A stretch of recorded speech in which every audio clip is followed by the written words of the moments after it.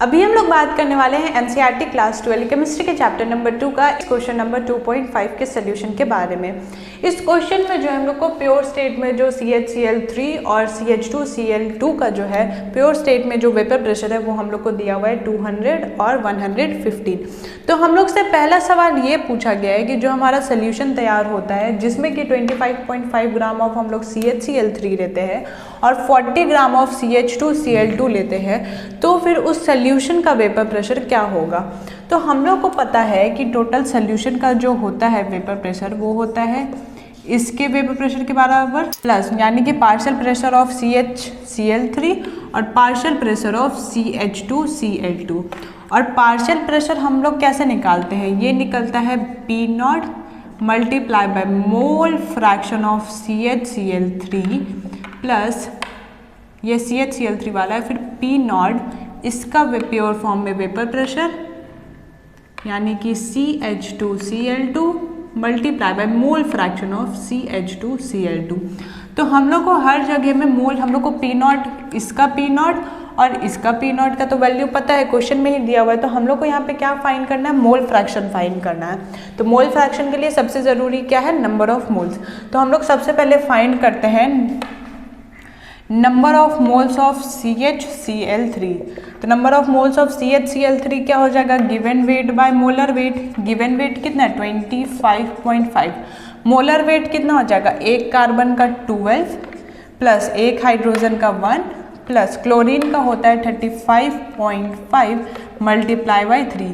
तो ये हो जाएगा 25.5 डिवाइडेड बाय, जब इसको पूरा सॉल्व करेंगे तो क्या आ जाएगा वैल्यू हमारा 119.5। फिर जब हम लोग इसको सॉल्व करेंगे 25.5 डिवाइडेड बाय 119.5 करेंगे तो हमारा वैल्यू ये आ जाएगा 0.21। ठीक है, तो हमारा नंबर ऑफ मोल CHCl3 का कितना है 0.21 मोल। तब हम लोग काम करेंगे number of moles of CH2Cl2 पे। तो इसका क्या हो जाएगा, given weight by molar weight.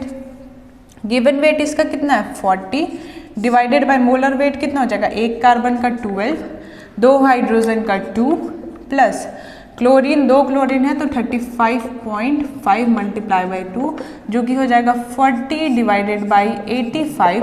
जब हम लोग 40 डिवाइडेड बाई 85 करेंगे तो हमारा वैल्यू आ जाएगा 0.47, यानी कि number of moles of CH2Cl2 कितना आया 0.47 और number of moles of CHCl3 कितना आया 0.21। अब क्या करते हैं, मोल फ्रैक्शन ऑफ CHCl3 निकालते हैं। तो मोल फ्रैक्शन ऑफ CHCl3 कितना हो जाएगा, number of moles of CHCl3 divided by number of moles of CHCl3 plus number of moles of CH2Cl2। तो number of moles of CHCl3 कितना है 0.21, फिर इधर कितना है 0.21 प्लस CH2Cl2 का कितना है 0.47।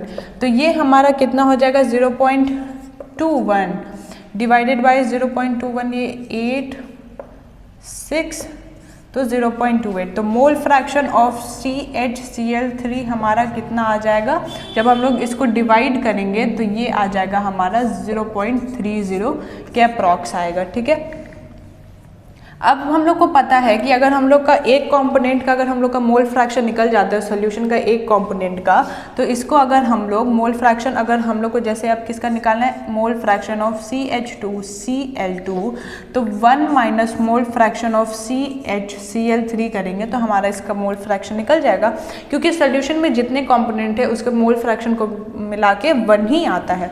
तो 1 माइनस 0.30 जिससे कि कितना आया 0.70, यानी कि मोल फ्रैक्शन ऑफ CHCl3 कितना आया हमारा 0.30 और मोल फ्रैक्शन ऑफ CH2Cl2 कितना आया 0.70। अब हम लोग इस फॉर्मूले में काम करते हैं। P0 CHCl3 का कितना है 200, तो P टोटल कितना हो जाएगा 200 मल्टीप्लाई बाय मोल फ्रैक्शन यहाँ पे कितना आया, मोल फ्रैक्शन ऑफ CHCl3 कितना आया हमारा 0.30 प्लस, फिर इसका कितना दिया हुआ है वेपर प्रेशर हमारा 415 मल्टीप्लाई बाय मोल फ्रैक्शन इसका कितना आया 0.70 0। तो P टोटल अब कितना होगा, जब हम लोग 200 मल्टीप्लाई बाय 0.30 करेंगे तो आएगा 60, प्लस जब 415 मल्टीप्लाई बाय 0.70 करेंगे तो ये आ जाएगा 290.5 आ जाएगा। तो जब हम लोग इसको पूरा सॉल्व करेंगे तो हमारा वैल्यू आएगा 0.350.5, यानी कि वेपर प्रेशर ऑफ जो आएगा वेपर प्रेशर हमारा टोटल सोल्यूशन का वो 350.5 mmHg में आएगा हमारा प्रेशर। अब 2.5 का ही सेकेंड क्वेश्चन है। इसमें हम लोग को हर एक कंपोनेंट का यानी कि CHCl3 और CH2Cl2 का जो है मोल फ्रैक्शन निकालना है, वेपर फेज में निकालना है।